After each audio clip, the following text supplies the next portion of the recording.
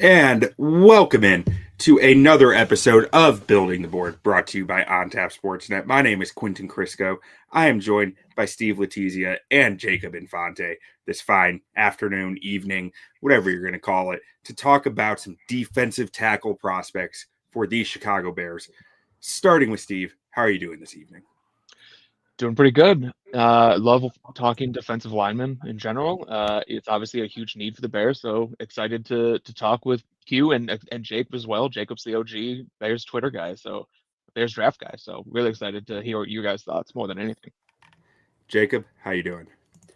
I'm doing great. I mean, like Steve said, it's exciting to be able to talk defensive linemen here.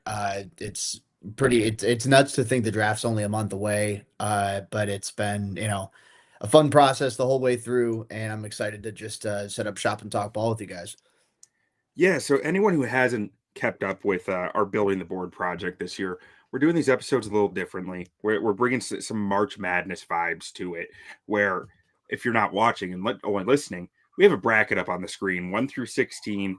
We got matchups going through, and we're going to try to select the Bears who are the players, not the Bears, the players who are most likely to become Bears.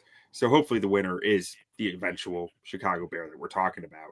But when we're kicking this thing off, looking at our 116 matchup here, number 1 seed is Kayden McDonald, and number 16 seed is David Gusta. I'm gonna toss this one to Jacob first. Jacob, when you look at this matchup, where does your head go? Yeah, so I mean, I see both of these guys as more run stopping defensive tackles than anything. More so than your, explosive penetrating type of defensive lineman. Neither of them necessarily wow me as an athlete, but I think that McDonald is, well, for one, for me, he looks stronger on tape. He's more, he's got a better understanding of how to use his hands to free himself up and make tackles against the run. And I think that there's a little bit more pass rushing upside here. So Gusta is someone where I think he could be a solid rotational backup in that day 3 kind of range. I think that there's a future for him in the league. I mean, he's got a solid enough anchor, and he does a pretty good job of staying low at the point of attack, keeping his weight underneath him and his pads low. But I think that there's a lack of pass rushing upside with him just because he's not a very explosive, agile athlete on tape. And it's some of the similar concerns with McDonald, but I think McDonald's a little bit quicker. He's a little bit twitchier. And I think that his strengths are stronger than Gusta's. So I'm going, McDonald here. If we're going strictly off of like who fits the Bears better, uh, I don't think there's a perfect fit with either of the two. But I'd take McDonald here strictly out of purely talent. Like if McDonald's the pick at 25, I'd be happy with it personally. I don't know how you guys feel about it, even if it's not the flashiest, like 1-to-1 translation compared to what Dennis Allen has historically liked in defensive tackles, from a physical, archetype, from a playing style perspective. But McDonald's just a really good run defender. That was a weakness of the Bears defensive line. I'd go McDonald here. Steve, how are you feeling? Yeah. I mean, McDonald. I mean, if we're just going the better football player, I think it's clearly, Kayden McDonald. Like Jacob said, the fit isn't maybe perfect for what Dennis Allen wants, but they are bringing him in for a 30 visit, so there is some sort of interest there. The Bears don't always draft guys they bring on 30 minutes, but 30 visits. But the fact that they're bringing him in shows that maybe there's a little bit more interest there than we originally thought when we were talking kind of fits for Dennis Allen. But Kayden McDonald is going to step in right away and improve the Bears' run defense and has the potential to really change the Bears' entire defense with what he can do in the run game. He's consistently resetting the line of scrimmage, really sturdy frame, thick lower half, 6'2", 326. His upside against the run is huge. I think I have it here, the best run stop rate in the nation at 13.3%. I think that was like the best by like a full percent or something like that. So like you said, I think he does have a little bit more quickness than like you would originally kind of suspect. From a guy who's like a true nose tackle, 6'2", 326. I did think he played with a a little bit more quickness than you expect. Solid get off at the line of scrimmage at the snap of the ball. So I think he'd be a hell of a bear, like you said. I don't know if he has the pass rush upside really in him, but you don't really need him to be, a huge sack production guy to affect the pass. You can still push the pocket, um, you know, make it difficult for quarterbacks to step up, and then it makes Montez Sweat's job easier, makes Austin Booker's job easier, makes any other DN they might draft or acquire job easier because they don't have that pocket to step up in. So I think I'd be perfectly fine with him at 25. The reason I haven't really mocked him there is because I didn't think he was a great fit. But if the Bears go that way, I'd be perfectly happy with that. With Gusta, I thought he played with a little bit more quickness than Jacob was saying. I one thing that really stands out with him is just the violence he plays with in his hands. I'm going to be higher on Gusta too. I think you're higher on Gusta as well. I thought he was a pretty good athlete, especially in a straight line. Where he gets really into trouble is he can get into the backfield, with a decent first step, but then he just cannot change directions whatsoever. There are times where a quarterback would just take one step to the left and he would just be completely lost. But I really like him as well. There was one game his game against Tennessee was one of the best D-line tape I've watched this year, to be honest. He had like 3 plays at the goal line where he knocked the center back into the backfield like 2 to 3 yards. And this is a guy who's playing zero tech at I have him at 308 pounds at the combine. So I don't think that was really a great role for him. I do think he could be more of like a one tech. I think he could play maybe some 3 technique, just as a guy who kind of rotates between there. So I think there's some potential there as well. But I think just the fact that they brought him in for a 30 visit, I think they would probably lead Kayden McDonald here. Yeah, and I'm never going to be upset with a pick like Kayden McDonald at 25, right? But I do feel a little bit like a FOMO on the thought of it, where it's just like, do I want Eddie Goldman at 25? Like, Eddie Goldman's he was a really good Bear, right? But like, I just don't know. It's hard for me to think through that. But like, McDonald is a good run stuffer. Like, I'm lower on him than consensus just because it is that I struggle to see that pass rush upside. But he's going to be a good football player in this league. He's going to walk in and be a floor setter for your D line, for your run defense. Gusta is really interesting to me. And it's not, if you asked me 2 years ago, I probably would have hated Gusta's tape. But because I've really tried to dig in on seeing through the Dennis Allen lens with this draft class. And as I've done that, like, I ended up with a really high grade on Gusta's tape because I just think he's a great fit for what Dennis Allen wants to do, with how much he wants to stunt, how much he wants guys who can just jump around gaps with lateral burst. That's something I thought that he had in spades. It might not be agility, but his ability to be almost like not moving to moving laterally across a gap is really impressive to me. And when you combine that with his hand fighting, like, to me, when I'm looking for the Dennis Allen defensive tackles, I'm looking for guys who can disengage easily, because Dennis Allen wants them, from my view, he wants them to engage the tackle or engage the lineman in front of them, read, run, or pass, and then react to what they read with a stunt one way or a motion a different way. Like, their run defense movement is going to be different than their pass rush movement. And so to me, when I watch Gusta, his ability to disengage and his ability to be able to jump into a stunt really quickly seemed really good. So I think that's why I'm higher on him than everybody, just because I tried to look at it through that lens. But ultimately, I mean, I think if the Bears hadn't had a combine meeting with Kayden McDonald and a 30 visit with Kayden McDonald, I'd probably hammer the table here more for David Gusta. But because they've shown that initial interest, I think Kayden McDonald's a guy to push through. Yeah, I'm in the same boat there. I think if they didn't have those meetings, I would be the same boat going for Gusta. But the fact that they did, there has to be some sort of interest there, unless it's some smoke screen that they're trying to get across. I don't know, but yeah, I would say that it shows legitimate interest. Okay, so now we're going to move on to our 8-9 matchup. And the first guy, the number 8 seed here, is Darrell Jackson Jr. out of Florida State, and the 9 seed is Rayshaun Benny out of Michigan. Steve, do you want to jump off with this one? Sure. Start with Darrell Jackson. So I really like Darrell Jackson coming into this year. I was probably a little bit too high on him, but the first thing that just pops out with him is just how gigantic he is as a human being. 6'5.5", 315, 34 and 3/4 inch arms, 11-inch hands, and like all of that shows up when you watch him. Really heavy hands, physical at the point of attack. Like when he gets his hands on the offensive linemen, I don't care how big they are, they're getting jolted back into the backfield. That means, I mean, like everything, all these strengths I'm reading here in front of me, I have my notes, is just all based on just size, power, and just length. All of that is just kind of what jumps out on the tape. So that being said, I think he's a below average athlete. You know, he really struggled to move this year. I thought in 24 he was moving a little bit a little bit better. But this year it just seemed like, I don't know if he had a bad weight or whatever it was, but he just seemed like very labored movements. You know, plays too tall at times. Anytime you're a guy who's over 6'5", like pad level is going to be an issue. That's something that definitely shows up with Darrell Jackson. There are times when he's just absolutely, dominant. And I'm talking more about his 24 tape. I saw more dominance then, where he's throwing guys around like rag dolls. But they're just few and far between. There are also times where he just kind of disappears. He's never going to be a guy who, has like, really stuffs the stat sheet with sacks or tackles.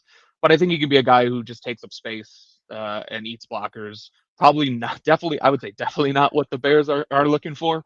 But he's still an intriguing player. With Rayshaun Benny, I think he fits a lot more with what Dennis Allen wants. I mean, with Jackson, we were talking about Kayden McDonald, like, oh, I don't know, maybe. With Jackson, I just don't think there's any way that the Bears would be interesting. But Rayshaun Benny is a guy who I really like as well. Really good run defender. Really, really good run defender. He's actually been, like, if you look at his PFF grades in the past 2.5 years, one of the elite run defenders in college football.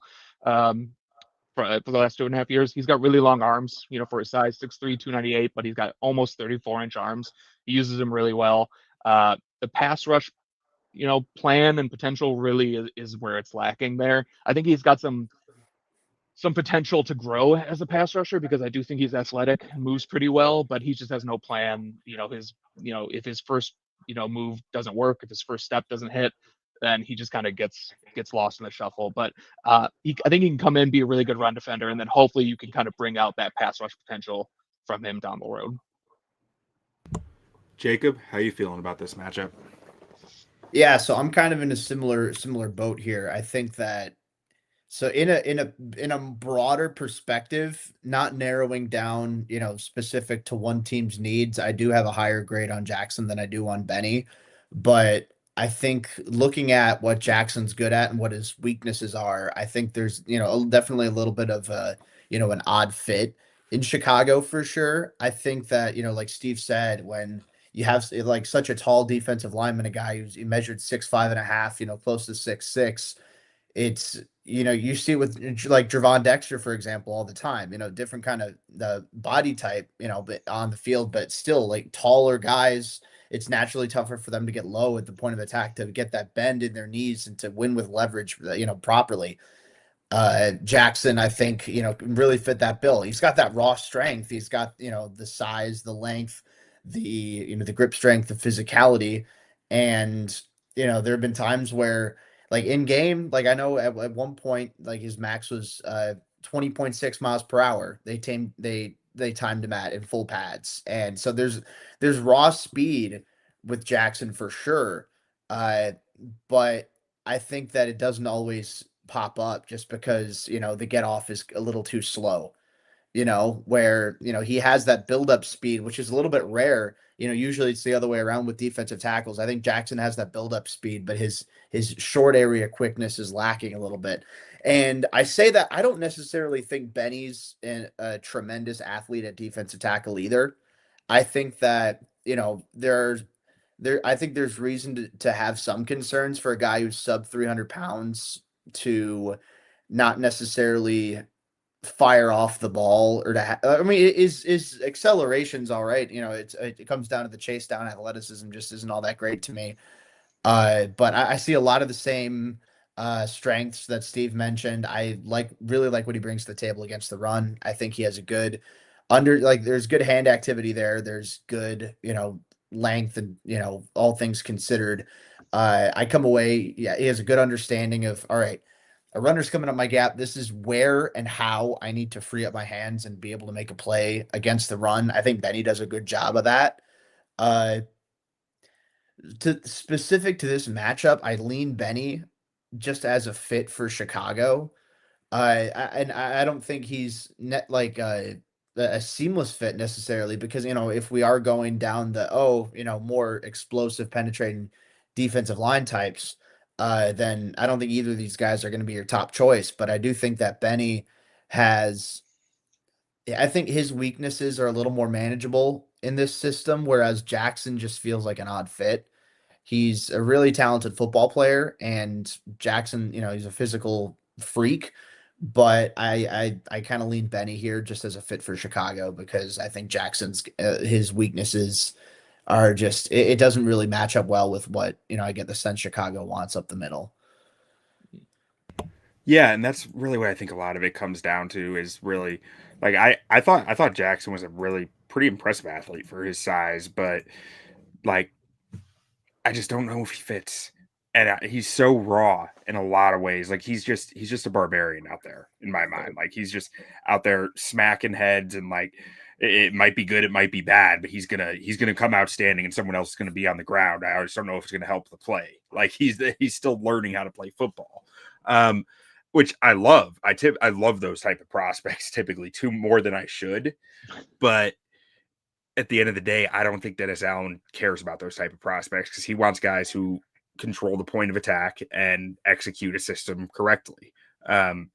That sounds a lot more like Rayshaun Benny to me, a guy who was asked to run a lot of stunts at Michigan, a guy who has some of that athletic ability that I think Dennis Allen is looking for. And, my main, like, if I was just looking at the run reps, Rayshaun Benny's film would be really, really highly graded for me. He played very well against the run, made a lot of splash plays. I don't know why that stuff doesn't show up on the pass because a lot of his splash plays, they are athletic based. They are like him beating a guy to a spot, him finding a way past the blocker. And to me, that should translate with pass rush, but it doesn't with him. And it's odd to me because the only way I can logic that is like, it must be because the blocker is not moving forward towards him. Like he's really able to take advantage of that blocker's momentum going the other way and against a run block. Against a pass block, maybe he's not quite that level of athlete to get there. But to me, I mean, I think Rayshaun Benny is the guy who has to go forward here because, like you guys said, Jackson probably just isn't really a realistic option for them.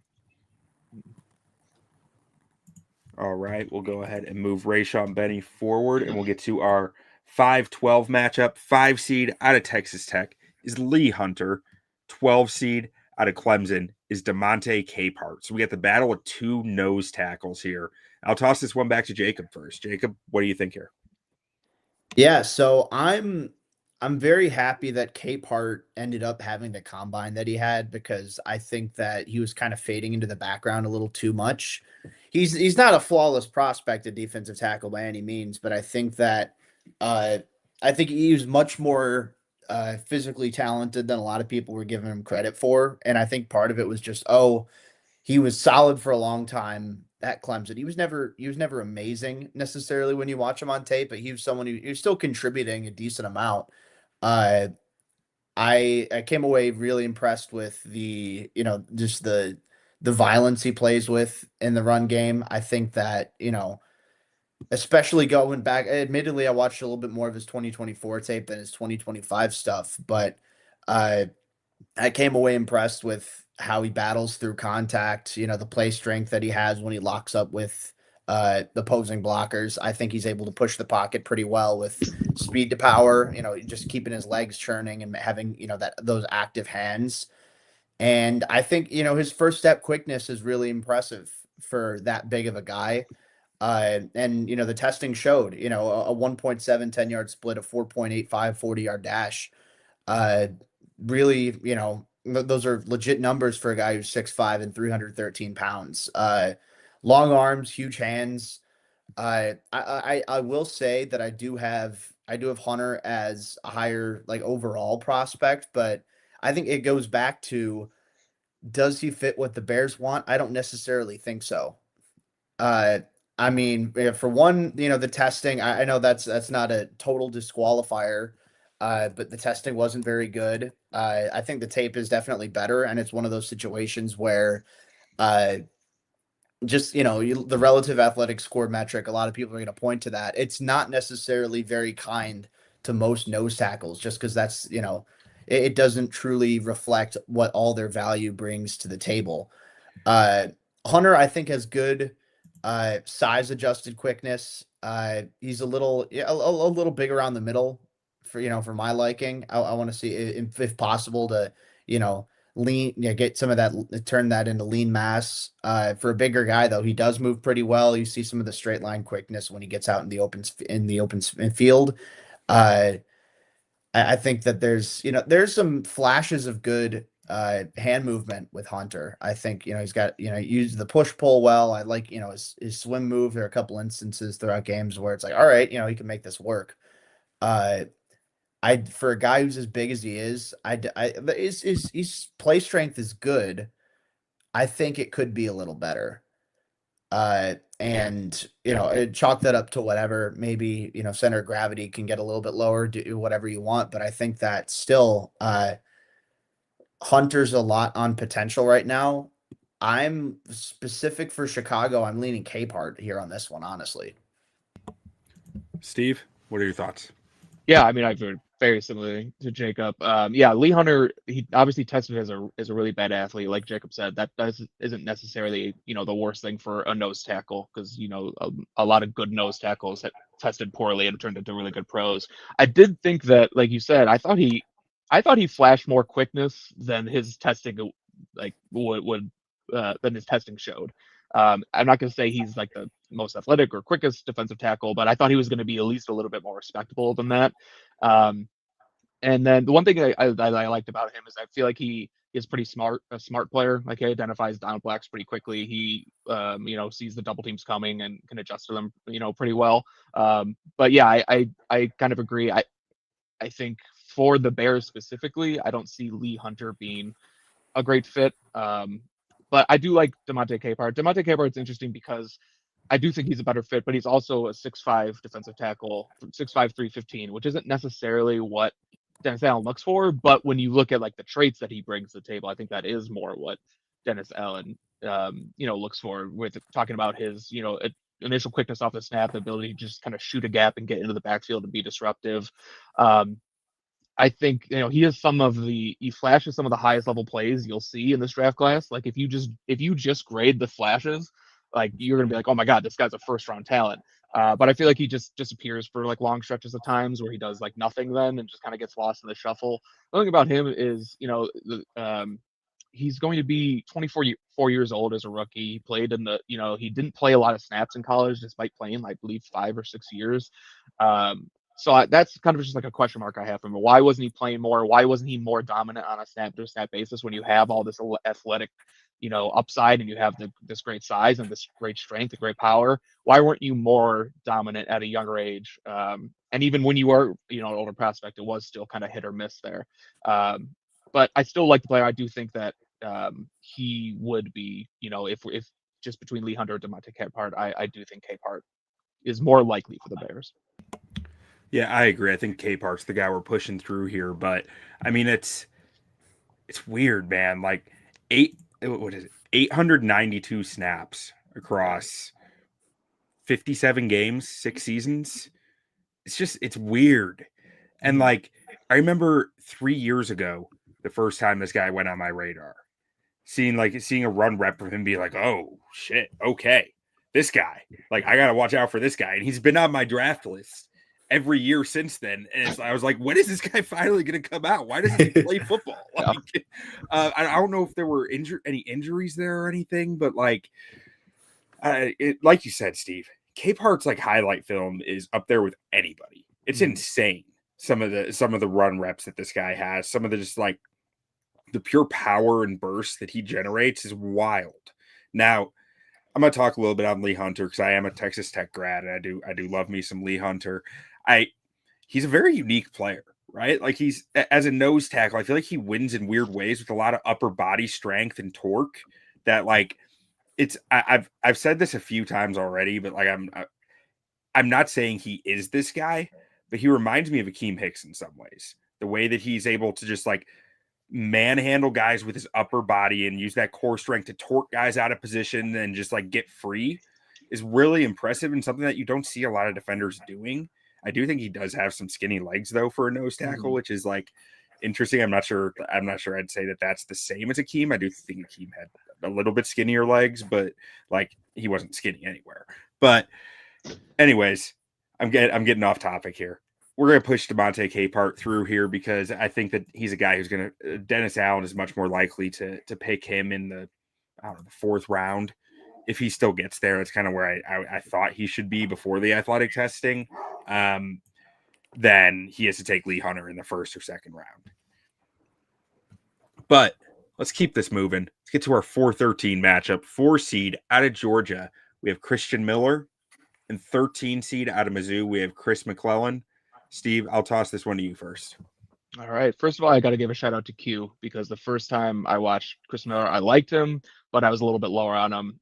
Q made me go back and watch his tape again, and I'm glad I did because I did like him a little bit more on the second watch. I do think he's probably a player that's definitely in play for the Bears at 25. But yeah, really good size, and he carries his weight really well. He's just under 6'4" and 321 pounds. The 321 pounds, I think that was at the combine. I believe he played, or at least was listed lighter than that. So I don't know. It'll be interesting to see. We didn't get any testing from him, but at least interesting to hear what his like playing weight was actually at. But if he's 321 pounds, like I said, he carries it really well. I would have guessed he was closer to like 310. But really quick to get his hands up against the run, really strong upper body, length, has great length, uses it well, gets good extension through his lower body, can stack and shed, heavy hands at the point of attack that deliver a jolt. A lot of really good stuff that you see, especially as a run defender there. As a pass rusher, I think he moves really well and uses his hands really well. And those hands, bring some violence with them. He had some reps against Alabama. I know, Parker Brailsford is a good center. He is a little bit lighter, but he was kind of just dominating him. So that was really nice to see. I think he's also pretty versatile as well. I think he could play a variety of different alignments along the defensive line. It's not like a Lee Hunter where you're going to, he's a nose tackle. I think Christen Miller could play some 3-tech. He could play some 1-tech. You can kind of move him around. I did find that he was maybe on the ground a little bit too much, for my liking still, even on my second watch. But it's not like, and he can kind of get moved off the ball on down blocks and double teams. I don't think that's a strength issue. The guy is clearly very strong. I think it's more of he just doesn't really know what the offensive line is going to be doing, doesn't really anticipate the double teams and combo blocks, like I said, with Lee Hunter. So I think it's more of just an inexperience on those issues. It's definitely not a strength issue. So that's an issue that I think he has, but is fixable. The other thing I thought he kind of struggled to find the ball at times. He just disengages pretty quickly, but doesn't really know, where the ball carrier is going to be. But overall, I think a play that's really, really interesting. And then with McClellan, I think McClellan's being a little bit underrated. I think most people have him kind of on day 3, and he might get drafted there, but I think he can really, come in and be a good player for you. Pro ready frame, really good strength at point of attack. Like I said, solid block awareness, kind of like Lee Hunter. Above average power as a power rusher, and capable of walking back the pocket with a bull rush. His pad level rises. Like this is an issue that kind of we're gonna be talking about a lot of these guys, especially guys that are taller. He's almost 6'4", 313 pounds. So his pad level rises often, but he has really long arms, 34-inch arms, and I believe he had. I don't have his hand size here, but I believe he had pretty big hands, and that was pretty obvious too, kind of when watching him. There was one rep against Auburn, I believe it was. Like, don't quote me on that, but where it was pass rush rep, where he actually showed really good bend to get into the backfield, kind of through contact and bend around the guard to get a sack. And I thought that was one of the most impressive reps I saw, pass rush reps from any D tackle, this year. I'm not gonna say he's the most bendy and flexible guy, because I do think flexibility can kind of be an issue for him at times, but that particular rep always stands out anytime I talk about Chris McClellan. When we're talking about best fit, I think both these guys could potentially be a fit, but I think I'd have to give it to Christen Miller in terms of the Bears. Jacob, what are your thoughts? Yeah, I mean, I hate to have to vote against my fellow Mizzou product, but I'm leaning Miller here too for a lot of the reasons that Steve said. I think that Miller, it's an interesting case because the pass rushing production isn't there. I mean, it's 4 sacks in his entire collegiate career. I think part of that is he's a little bit raw in that regard. I, want to see him, work off the counter move a little bit better. If the first move doesn't win, he can get a little lost sometimes. But I think there's a good amount of potential for him to grow as a pass rusher. And I think part of that lack of development is just because Georgia, especially, rotates their defensive line so heavily. So Miller might not have gotten as much of a chance on a year to year, on a week to week basis to grow in that regard. But I love what he brings to the table as a run defender. The combine weight was a bit surprising. I had him down like before the season at 305.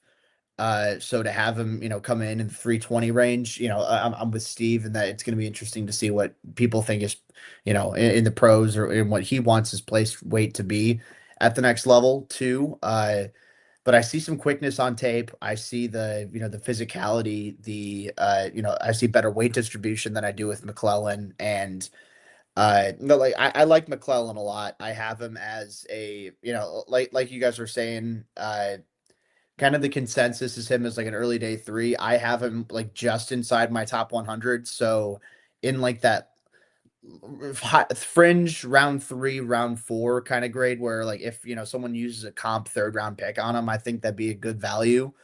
Uh Long arms, massive hands. I checked his 11-inch hands, which is batty.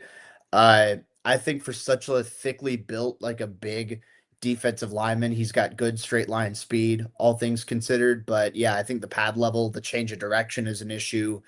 Uh, is a little just hit or miss. I think, some of the hand usage that I see from him, it's not bad necessarily, but I think that there needs to be a little bit more consistency as far as his plan as a pass rusher.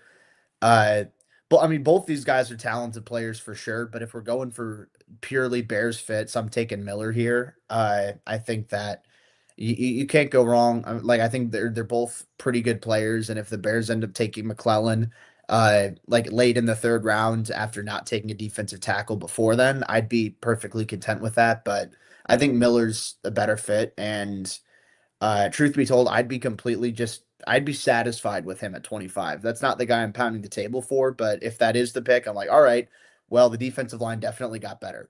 So I'm taking Miller here. Yeah, and so with McClellan, I feel like I've gone back and forth a little on him, and like where my grade sits right now is right where you guys were saying. Is that I have him at a 6.748 or something, which 6.75 is my cutoff for top 100. So he's right there on the edge of it. But like I really liked his Kansas game, and then I really didn't like his Alabama game, and that concerned me because Alabama has what I would consider to be closer to a pro offensive line. So I need to go back and watch at least one more game of him to really kind of finalize my thoughts. But like Steve got to, I've been kind of banging the Christen Miller, Christian, I'm not sure which way it is, but drum here. When I flipped on this guy's tape, I said, okay, this is a 5-star athlete. Like I didn't feel like I needed the testing. I felt like this guy has athletic traits that not a lot of guys have at that size. Like thinking he's like 305, 310, like Jacob said. He measured at 321. Like I'm guessing that was more about teams might see him as a nose tackle and he's going to weigh in like a nose tackle then. Because I think he has a pretty shapeable body, shapeable frame where he can do a lot of different things. But ultimately where I'm landing with this is at pick 25, I'm not expecting to get a big star, like instant star player. We're picking up the scraps here, especially in this class at pick 25. But I'm getting a premier athlete with premier violence in his game at defensive tackle. If you hand me a defensive tackle who is violent, athletic, and smart, I trust coaches to figure it out, man. Like that's where I'm landing with this because I can see in his game he's smart. He runs a ton of stunts. That D line does not have an easy job at Georgia. They do so many different things, so many read-based things that I think really fits what Dennis Allen does. So To me, it's an easy pick. It's Christen Miller, and I hope he gets to 25. I think that the consensus is a little low on him right now. Yeah. And he's only 20 years old, I believe. I could be wrong there, but I'm pretty sure he's only 20, and Chris McClellan is like 24. So there's quite a big difference there. And I mean, and Miller's the better player at 20. So when Chris Miller's 24, he's going to be even better. All right, so let's move this along to the number 6 seed Gracen Halton up against the number 11 seed Landon Robinson. This is a really interesting matchup here. Jacob, what are your thoughts? Yeah, this is one that I could realistically be pulled in either direction on. I think both these guys are really good fits for that DA archetype that you're looking for this Bears defense. I'll start with Halton. I think that, obviously him being a little bit smaller for a defensive tackle, he's still bigger than Robinson, but uh, I was really impressed with, again, the quickness that he shows coming out of the gate, the short area acceleration, but also the chase down athleticism as well. I think that you see some of these stunts and just watching him chase down, say running backs in space or scrambling quarterbacks, you can see that agility that's better. It's certainly above average for the defensive tackle position. I know, back in 2024, he led all FBS defensive tackles who had a substantial enough pass rushing volume at 12.5% pass rush win rate, which especially a defensive tackle is really strong. I love the motor he plays with. So he's not just a fast guy. He's maximizing it by how hard he plays. He shows good, a good awareness working through blocks and sifting through at the line of scrimmage. I don't think he packs a massive punch necessarily at the point of attack. I don't think he's someone who's gonna drive too many offensive linemen back at the point of attack in the NFL. And I think that I think sometimes if people see, where they have, defensive tackles, they look at this, if they're schemed to have kind of like a read and react sort of game plan along the defensive line. It's like, oh, this guy's not very fast. That's not always the case. Like Halton, did that a good handful of times at Oklahoma from, what I was able to see. And you can still clearly tell, like when he's able to pin his ears back and you get after the quarterback, he's one of the fastest defensive linemen in this class and one of the most explosive for sure. So if I move to Landon Robinson, I really wish he got invited to the combine. He 100% should have gotten invited to the combine, and it really bums me out that he didn't because I think he would have tested incredibly well. You know, he was on Bruce Feldman's freak list going into this season. 700-pound squat, 465-pound bench, 350-pound power clean, and a 20.13 miles per hour top speed on tape. Came in as a linebacker at Navy and made the transition pretty seamlessly to the defensive line. You're looking at again another extremely explosive, twitchy defensive lineman, someone who, yes, he's very small for his position, but I think he works within those parameters pretty well, and he doesn't have bad length relative to his size, which I think is helpful. Uh, yeah, because he's smaller, I think he's going to struggle with double teams at the next level. I also don't expect him to see a ton of double teams. I think usually whichever defensive tackle he's going to be in there with is going to be a bigger player and typically, especially early on, going to be a better player. So he's probably going to get a lot more one-on-one looks early on in his career. The lack of height helps in his weight distribution naturally. Low center of gravity, low pads. I keep going back and forth on this. I'm going to land on Halton here, specific to the Bears. I mean, I do have, a higher pre-draft grade on Halton just in general, not necessarily tying it to the Bears, but Robinson wouldn't surprise me at all, especially on in the fourth well, I know they don't have a fifth rounder right now because the DJ Moore trade up, but fourth round even, if they trade back and acquire a fifth round pick or they trade up and acquire a fifth round pick, whatever that might look like, I think that'd be the sweet spot for Robinson personally. The size is definitely a concern and that plays into the evaluation here, but I'm going with Halton, but I do like Robinson and I think his tape's a ton of fun. And if the Bears end up with him, I'll be a very happy guy. All right, Steve, you gonna give a split decision for me or what are your thoughts? Yeah, I mean, why did these guys have to be in the first round? I feel like these, like this could, if they started on the opposite of the brackets, this could have easily been the final. But yeah, I mean, both players are pretty similar skill sets. I mean, I'll start with Gracen. Explosive first step, like that's going to be his calling card in the NFL. He's going to have to win with that first step and getting it and just kind of shooting gaps and getting into the backfield. Excellent short area quickness. I think he does.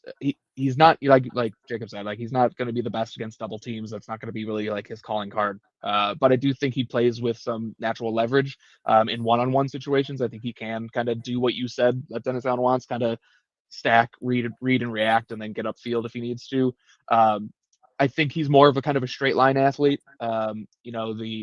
More so than an elite, elite mover, lateral agility and everything like that. But he's not, bad in that regard at all. I think he had a really, really good Senior Bowl, and the one-on-ones are one thing. He did really great in that, but he also played really well in the game and also in the team drills, was really well, and that's kind of what sold me on him. I don't want to say lower on him, but he was like a guy I liked, but didn't love. But the Senior Bowl kind of really kind of cemented him as a guy I think is going to go higher than and has a lot more potential as well. With Landon Robinson, Landon Robinson is one of my favorite players in this entire draft. I mean, Jacob kind of, laid everything out perfectly. Just a little bit undersized, but he does have longer arms than Halton, actually. Halton has 31 and an eighth. Landon Robinson has 31 and 3/4. So they're both 293 pounds. The only difference is Landon Robinson is just over 5'11". But his tape is so much fun, man. Like the lateral agility, the quickness, the hand usage. I think he eats double teams better than a lot of these other guys, like at least more consistently. I mean, he's going to struggle with double teams in the NFL just because the guys he's going up against are going to be bigger and stronger. But he fights against them, and I'm not gonna rule him out of being like kind of that outlier that can succeed in the NFL. With both these guys, and the lack of length does show up, especially when they're tackling and just kind of shedding blocks. But I really like Landon Robinson, and yeah, I think we've agreed way too much on this podcast, so I'm gonna go Landon Robinson just to put the pressure on Q. You got to make a decision. All right, so when I'm thinking this through, I'm looking at it like one of my thoughts is, can you afford to roster two guys the size of Grady Jarrett? That's tough to me because like you're one or two injuries away from Grady Jarrett and Landon Robinson being your starting defensive tackles, which is scary. But then at the same time, it's like you just said, Steve, Gracen Halton's the same weight. Mm-hmm. And Landon Robinson is that weight at a service academy where he has to make a certain weight every year. Like after football season, he has to cut back down to I forget what the weight is, but he has to cut back down to make weight. So I do think that, you might be able who knows how heavy Landon Robinson could be, man. Like who knows where this guy could end up in my mind when I'm looking at this athlete. I think I'm giving the tip to Landon Robinson, even though I think both are very likely. Just because I'm sitting here going, if they're both part-time players, right? Neither of them are 3-down guys. I can get one in the third or fourth round. The other I have to take in the second round. Maybe I might have to move up a little in the second round, even with this class to get them. I'm thinking Robinson makes more sense for me to go after at that point, even if it's in the third round. Like I feel like that's a better allocation of resources. And the real selling point for me is just the agility testing. That every defensive tackle that Dennis Allen goes after has outstanding agility. And Landon Robinson brings that to the table. I don't think Halton's is like his testing wasn't very good for his agility. I think he's more agile than his testing showed. But to me, Landon Robinson having that elite agility is the selling point here for me. And I know real quick, I know it's, screenshots are frowned upon in football, on football Twitter and the, football analysis world. But when I saw that clip of him, or like that picture of him at his pro day, I don't remember what drill it was, but he was turning the corner and he got so low. It's not even just him being short. It's just how flexible his lower half is and how agile he is. This is one where I'm okay being on the losing end of this. I think I could realistically see either one of these guys in Chicago. Right. So Robinson's a guy that, he's a ton of fun to watch. Yeah. Agreed. I mean, I don't think there's a right or a wrong answer in this matchup. It's just one of these two guys is a very strong chance of being a Bear. But we're going to move on to our number 3 seed against our number 14 seed. At the 3 seed, we have Clemson defensive tackle Peter Woods. And at 14, we have Penn State D tackle Zane Durant. I'm going to toss this one to Steve first. Yeah, I mean, Peter Woods going into the season, everyone kind of had him as a top 10 pick.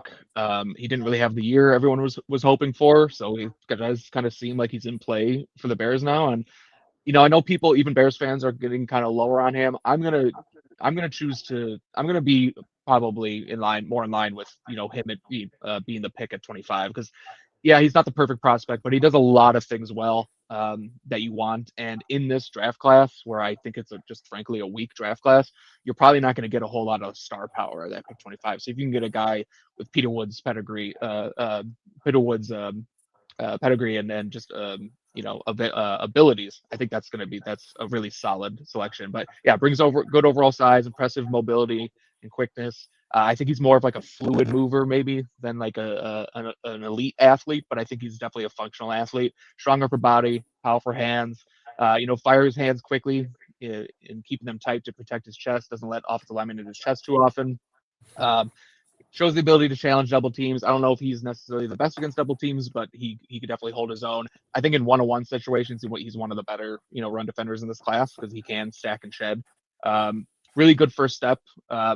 Versatility too. Clemson played him like outside the tackle, rushing off the edge. In previous years, didn't do that as much this year.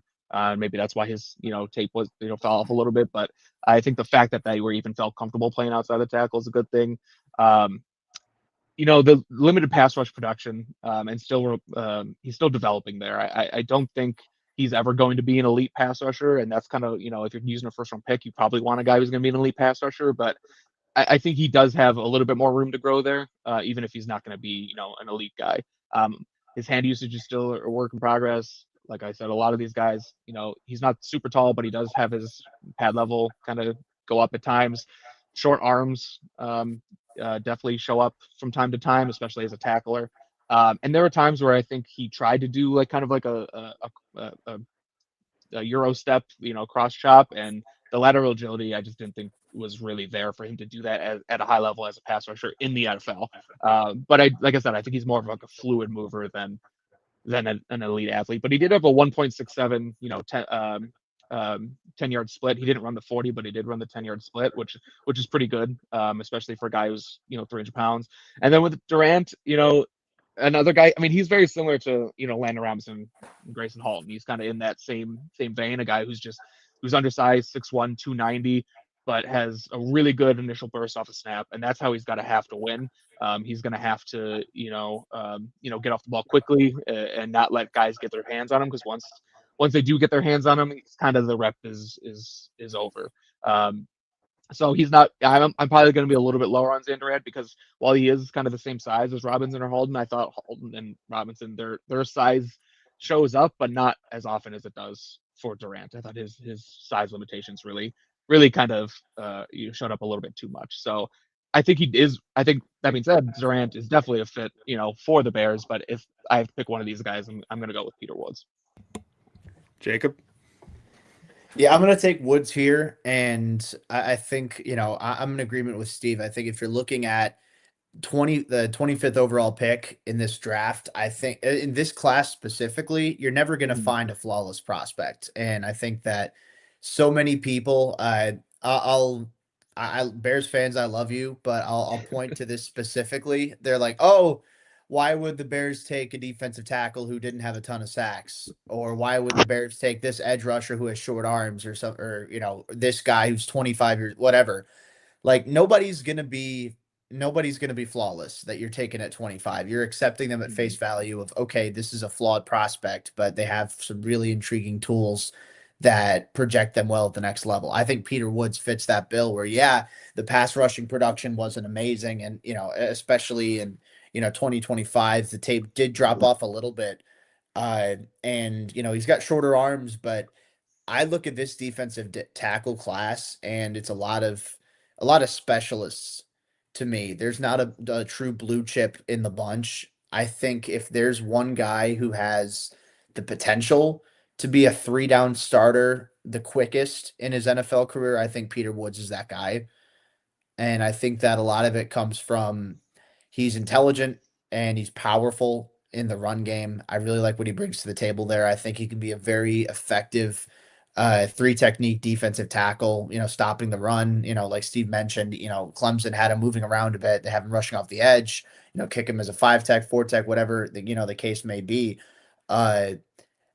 I'm in agreement where he's a fluid athlete. He's not as twitchy as a Landon Robinson or a Halton, uh, but he has good short area quickness and he shows good control when he's out in space. If he has to chase down a quarterback in pursuit or he has to chase down a running back, and run support. I like what he brings to the table there. Durant, I think again could be a good fit for Chicago for sure. I'm in agreement too that the size issues do show up a little too much. Maybe that's partially because of he played the toughest competition compared to Robinson or I mean Halton played some really talented offensive linemen too, but I think Durant had some really really tough opponents up front, but Durant has, so that quickness as well. He's a little bit, lower to the ground. I like Durant as, like a round 3. I have him in like that round 3, round 4 range. So specific to Chicago, I'd be fine with him with that late 3rd round pick. I think Woods is a better run defender than Durant, and I think that Woods, maybe if he's not as twitchy, I think he's still an above average athlete for the defensive tackle position on tape. So I'm going with Woods here as well. Yeah, it's funny. I've got a glut of like 7 or 8 defensive tackles in that round 3, round 4, like lit right there, which is just, it feels like way too many, but it's like I keep trying to adjust and I just keep ending up at the same spot. Peter Woods, I mean, I think you guys said it all really well already, but one thing that I thought was interesting was, and I'm not sure how like how much this is true. This is what I wrote in my notes because it felt this way watching it. I thought he played at a heavier weight in 2024 and he didn't have it as much. Like you could definitely tell that he didn't have the same lateral juice that he had in 2025, which was interesting because I feel like I read something that said the opposite. But the games that I watched in 24 versus 25 felt that way to me. I thought that he did a better job taking on double teams and stuff like that in 24, which I don't know if that's almost a strength to me because I feel like it's a guy with a malleable frame who can become multiple different things for your defense, and it's what do you want him to become. So I mean, Peter Woods I think is an easy pick here. I just wanted to mention that because I don't think you guys had hit on anything kind of along those lines. I think the possibilities for Woods are pretty wide. Yeah, and the other thing about Woods is he was really really good as a true freshman in the ACC. And that I put a lot of stock in those guys who come in and more than hold their own when they're 18 years old. Like that's, even though I think his maybe tape was even better than it was this last year, and maybe he did add some weight, whatever it was, but that tells me that there's more there. Yeah.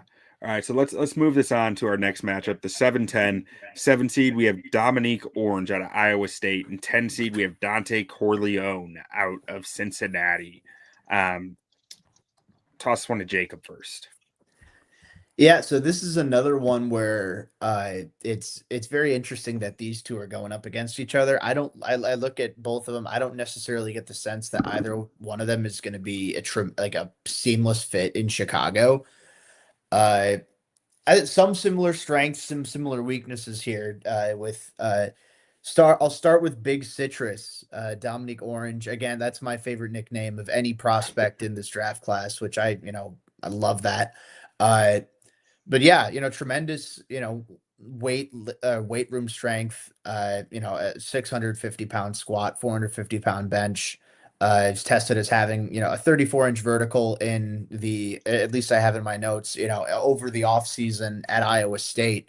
I don't have his combine numbers in front of me, but I think that I like what he brings to the table as far as just his natural strength. I mean, those weight room numbers show up on tape sometimes where you see when he latches on properly, he gets his hands right. He's got that really good grip strength. He's shown he can rush the passer in a 3 technique alignment, but I think his frame just screams nose tackle. Personally, like he's got good length. He's a little bit shorter, a little bit squattier for a defensive tackle. I see some solid hand activity as he's working and sifting through blocks. I think there's still some inconsistency on a down by down basis perspective. I think that he's very much a rotational player, at least early on in his career. I think that whenever you get down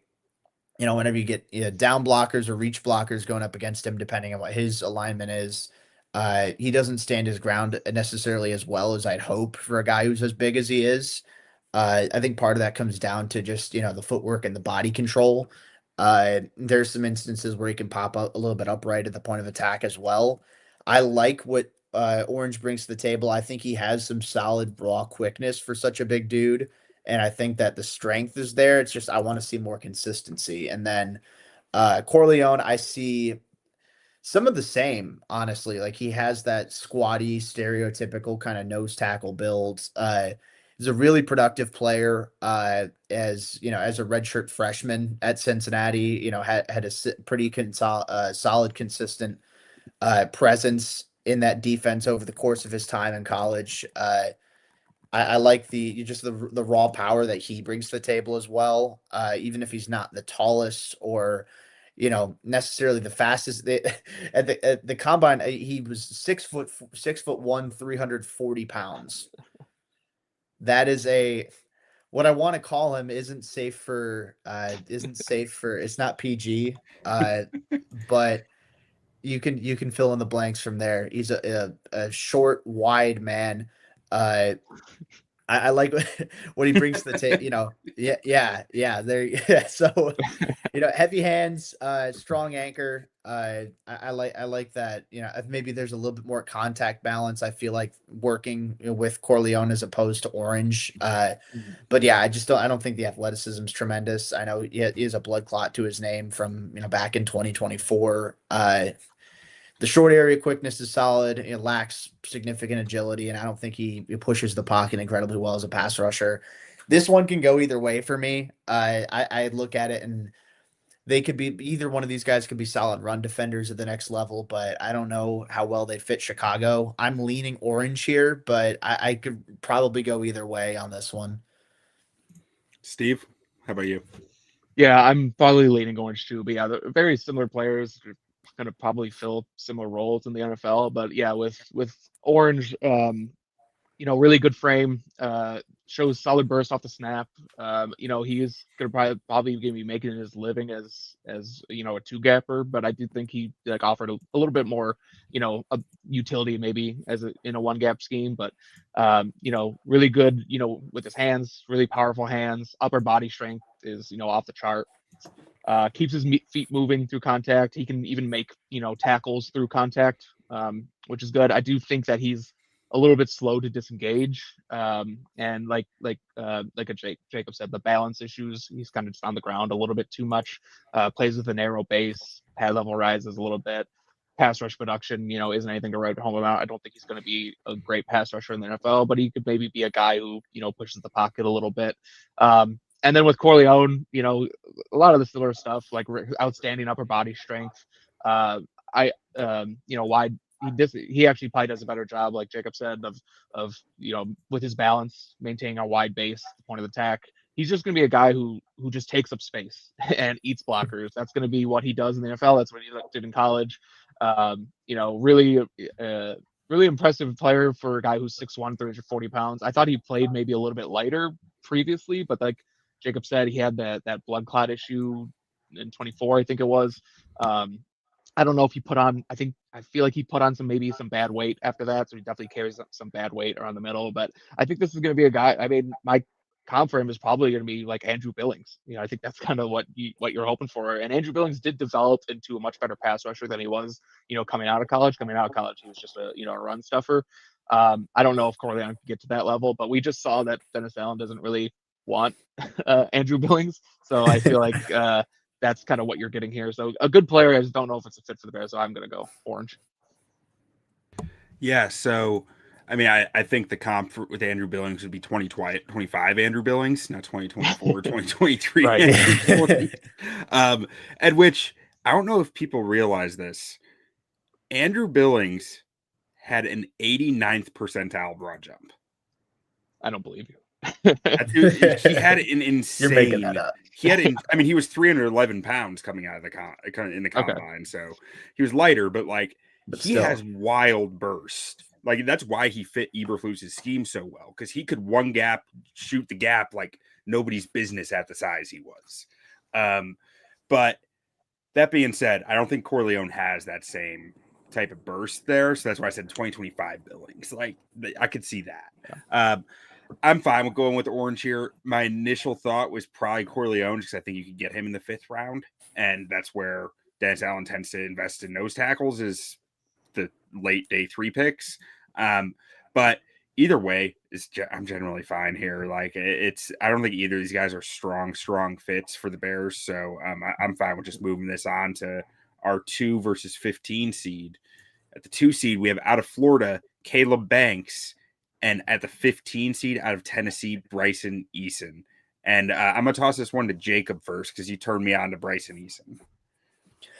Yeah, so I think that this is definitely an interesting matchup for sure. With Banks, you're looking at a more, a flashier prospect for sure. And I think the better overall prospect, regardless of scheme fit.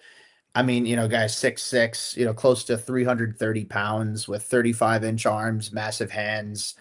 A guy who moves the way he does for that size, really impressive.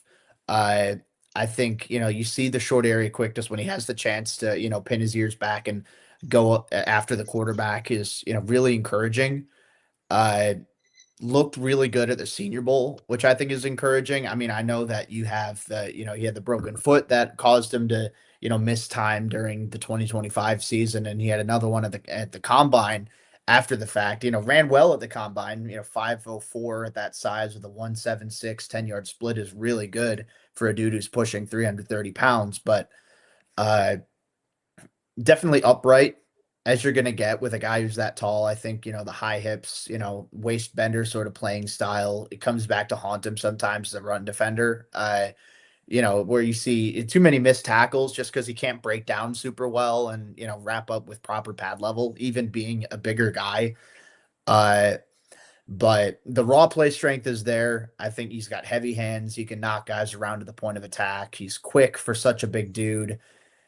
Eason, though, like I said, I have Banks as definitely the higher rated prospect overall, but Eason might end up being a better fit for Chicago a little bit. Just, him being compare the two, like Banks he's 6'6", Eason's 6'2", still has, over 33-inch arms, 10-inch hands. He's proportioned well. And even if, he's a little bit shorter, but he's got like kind of that squatty frame.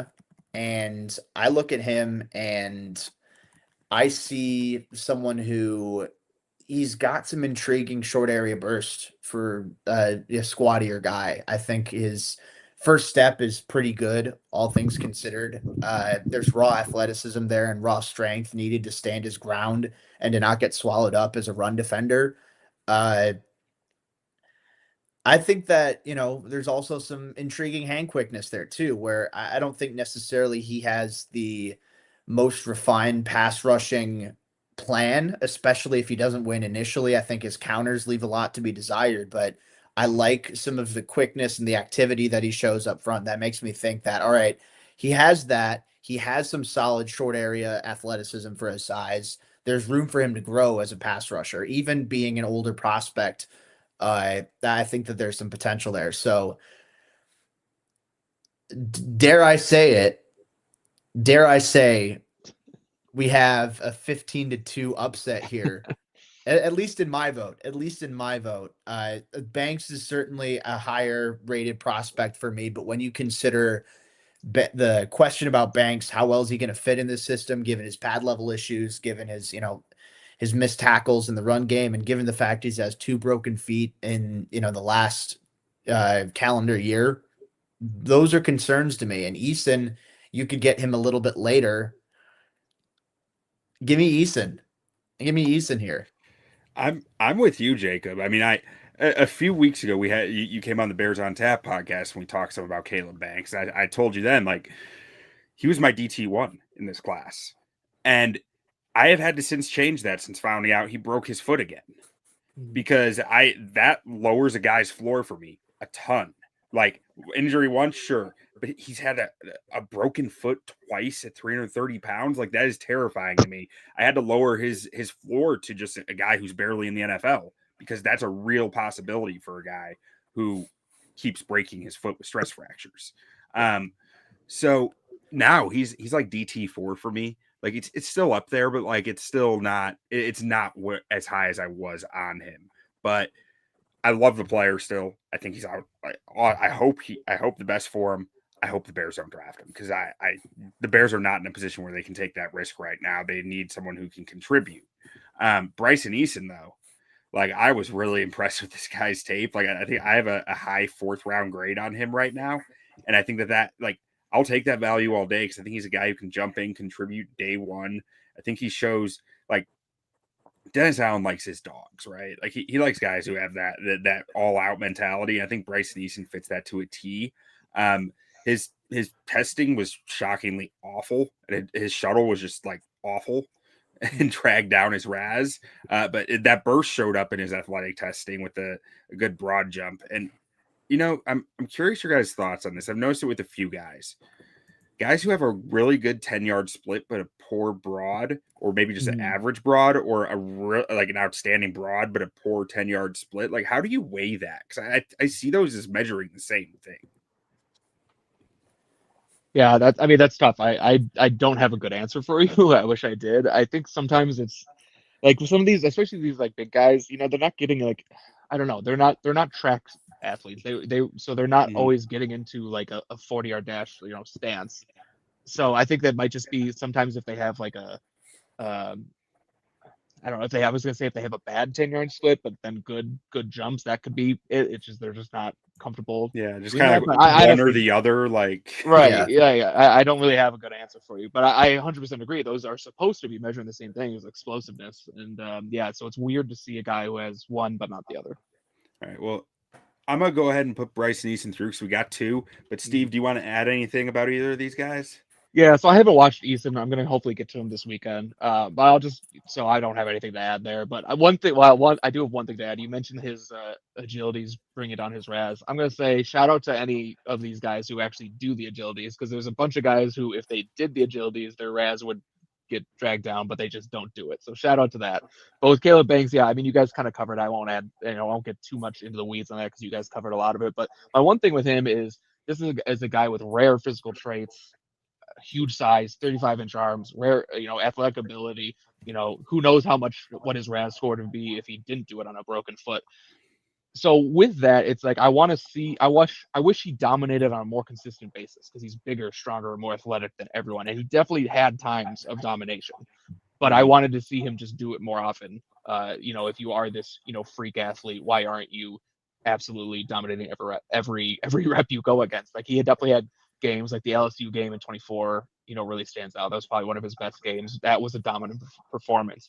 Why wasn't he able to do that a little bit more often? That's just my one thing with Caleb Banks. But if he didn't break his foot, I would be kind of pounding the table for him at 25, because I do think he's the guy that, like, this is someone who is available at the end of the first round, and also has the sky's the limit for this guy. This could be the best D tackle in football. But yeah, what with the injuries, I don't know. Probably a little bit further down. All right, well, Steve, we are going back up to the top of the bracket now. Kayden McDonald, Rayshaun Benny. Who is more likely to be a Chicago Bear? If you asked me this a week ago, I probably would have said Benny. Even though I don't think he's a perfect fit, I do think he's a good fit. But now that I think we have to say that they're at least entertaining the thought of drafting McDonald. So I'll go with, I don't know. I could go either way on this. I'll go with McDonald. But if you guys have a convincing argument the other way, I could easily change my mind. Jacob? Yeah, I mean, I'll take McDonald here too. Honestly, I think I'm kind of in the same boat where it's like I don't know if either of these guys are perfect fits necessarily, but I think McDonald is Yeah, I think he'd still be really good value at 25, and I think that he's so good against the run to where you can justify, at least in my opinion, maybe want to overlook, okay, perfect scheme fit. I know that that's, it's very valuable to have for sure, but I think McDonald's good enough to the point where, they're doing the research on him. They clearly have, something they care enough to want to answer some questions. So I'd go with McDonald here for sure. Right. If he's on their board. Like that, Yeah. the whole question was, would he even be on their board? And he's obviously on their board if they're doing this research. So Right. I'm with you guys. I think Kayden McDonald is the right answer there. Now, Jacob, tossing it to you. How about the DeMonte Capehart versus Christen Miller? So I'm gonna ask you guys a quick question here, for how I should approach this. Should I go with this as best fit for the Bears or most likely to get drafted by the Bears? I'd say most likely. Like if you were going to put money on it, which of these players is going to be a Chicago Bear? Okay. So then in that case, I think I'll go Capehart on this one. And my thinking is, look, I think Miller is a superior prospect. I think that, like I said, if they take him at 25, I'll be completely okay with that. I think I get the sense that might be a little too rich to take him at. I think if he goes round one, it's going to be a little bit later in round one. Maybe could end up being, like early round two. Whereas Capehart, he's someone you don't have to take until the third or fourth round, probably. I think that there's a higher chance of that than them using their first overall pick on a guy like Miller. So I'm taking Capehart here. Both are very talented players. Like I said, I like Miller a lot. I'd be perfectly happy with him at 25. I don't think that's the direction they do go. So for that, I'm going to say Capehart. Okay. Steve? Yeah, this one's tough. I agree with everything that Jacob said. Capehart does just kind of seem like a Ryan Poles guy. Like I feel like Ryan Poles is gonna love Capehart, but I do think Dennis Allen would like Miller more. So I'm gonna go with Miller. I mean, I agreed with everything that Jacob said, but I'll go with Miller because I do think that he could easily. I not easily, but I think he could be the pick at 25. I'll go with Miller. It's a toss up though. It's close. I'm this is going out on a limb. I'm skeptical that Christen Miller gets to 25. And I know that's counter to what you just said, Jacob, about but I really I look at the rest of this class and I go back to what I said: smart, athletic, violent. I'm not sure he gets there. So if he does, I'll be elated. But I'm gonna go with Capehart just because I'm not sold that Christen Miller will be available. Okay. All right, now we are going to the Landon Robinson versus Peter Woods matchup. Steve, what are you thinking here? Man, Landon Robinson just going through like the gauntlet right now against Halton. Like such a fun player. I want to put him through. I mean, both fit really well. If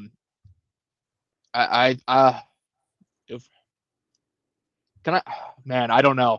Peter Woods is definitely in play with the Bears at 25, but do they want to use their first round pick on a guy who maybe isn't going to be a great pass rusher, or you can get Landon Robinson? I know we said like we were talking on Twitter earlier, like maybe 89 is in play, but I think he could be potentially available later. I know Jacob, you said like fourth, fifth round, like so if you can get Landon Robinson at 129, let's say, like I think they would be so happy about that. Like so I'm gonna go Landon Robinson.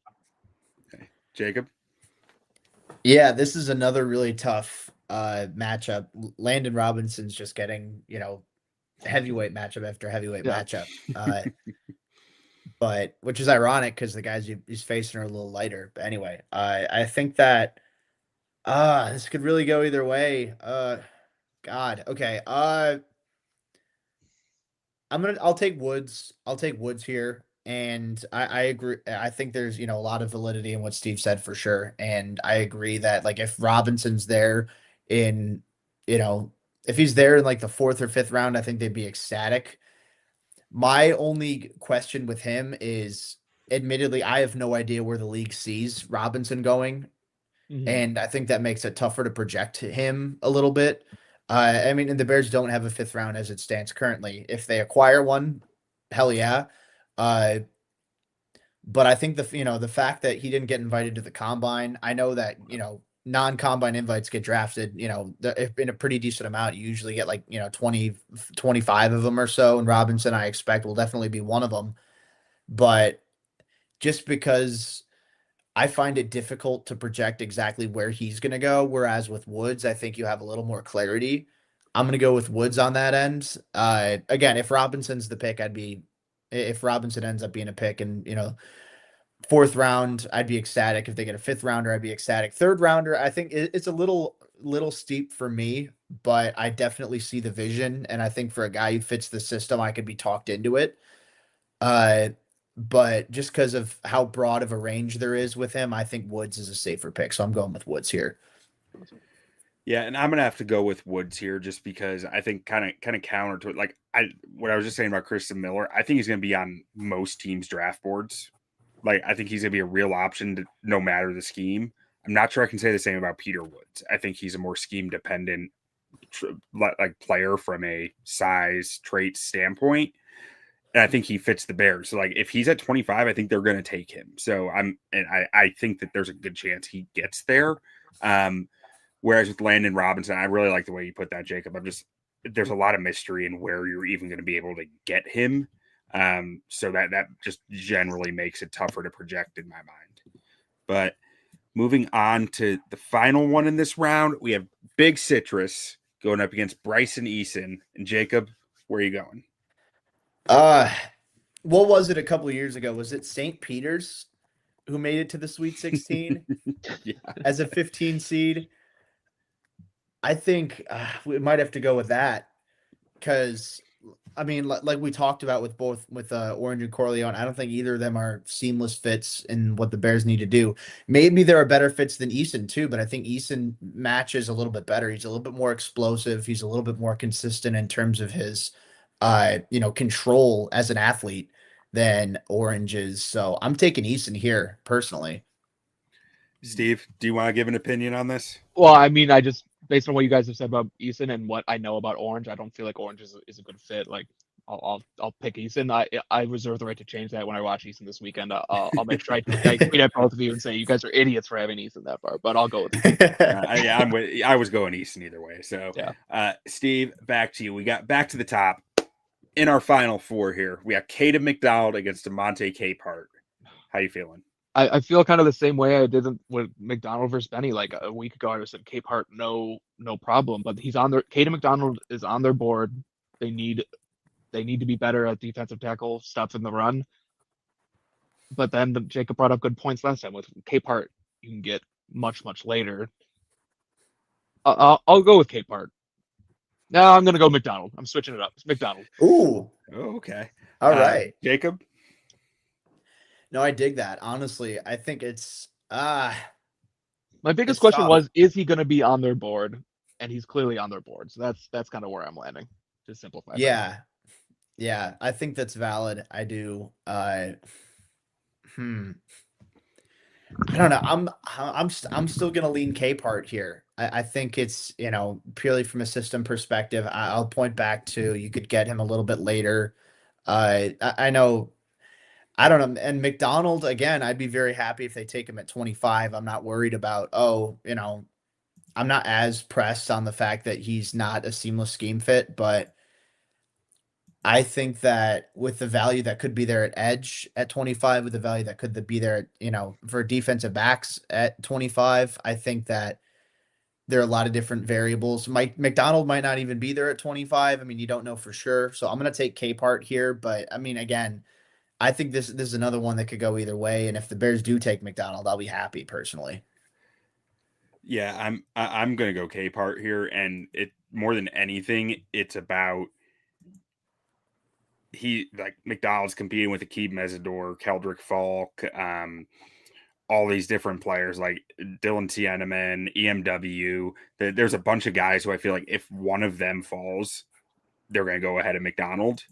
Yeah. And I feel like there's not that risk with Capehart, and I don't know. I feel I'm gonna save the next thing I was gonna say for the next round, but I think I'm going with Capehart here. Okay. All right, and then second matchup of our final four, we got Peter Woods against Bryson Eason. Jacob. Man, I'm gonna take Woods here. I'm gonna take Woods, and I know that I just mentioned, the possibilities of edge rushers or defensive backs there at 25 that Woods would have to compete with. I feel more at least compared to McDonald, I feel more confident that Woods would be heavily considered at 25, and I think we're seeing now that there's enough divide where I feel like there's a solid chance that he'll be there at 25. I'm taking Woods. I think Eason, he's a good player and a good fit. The only problem is I don't know if the Bears wait that just exactly that long to take a defensive tackle. If that makes sense. Yeah. Steve, do you have any thoughts here? Yeah, I mean Woods is just such a good fit for what the Bears want. I think I would be. Yeah, I know I haven't watched Eason, but I would be surprised if he's a better fit than Woods. All right. So now we are in the final with some Clemson on Clemson crime. And it clearly Dennis Allen loved what he got out of Brian Brzee. He's all about the Clemson guys, is what we're thinking. But we got DeMonte Capehart against Peter Woods. And I mean, my thought here is this is a clear Peter Woods pick. But what do you guys have differing thoughts there? No, I was gonna go with Woods. I mean, even if you just look at just like their physical profile, like you tweeted out where the defensive tackles that Dennis Allen has drafted, none of them have been over 300 pounds, and he's close to 315 and 6'5". So like Peter Woods, just from a physical standpoint, fits well, and then what you were asking him to do fits well too. I think he's the winner. Yeah, Jacob. Yeah, I was gonna go Woods either way, so it makes my decision easy. All right, so most likely defensive tackle to be a Chicago Bear, Peter Woods. Gentlemen, starting with Jacob, do you want to let anyone who's watching, listening, know where they can find your work? Yeah, definitely. So you can find me like my general NFL draft stuff and just general NFL stuff is over at PFSN at profootballnetwork.com. So you guys can check that out. Please use our mock draft simulator, please. It's very fun and it's free, so hell yeah. But yeah, so as far as my Bears specific stuff, you can find that over at Windy City Gridiron. I just put out a mock draft yesterday over there. So, it's fun either way, but that's where you guys can find me. And then my little handle for those of you who have the video on is at Jacob Infante 24. Steve? Yeah, most of my stuff's on Twitter, so just follow me on Twitter at CFC Bears. Tweet a lot of just draft videos for building the board, and then I do a podcast with Usaid Koshal that is the Hallis Beat podcast. So at Hallis Beat. All right, guys, thank you so much for joining me and talking about defensive tackles in this class. Those of you watching, listening, thank you guys for your time, for hanging with us here, and we hope you guys have a great rest of your day, evening, whatever it is, and bear down. Bear down.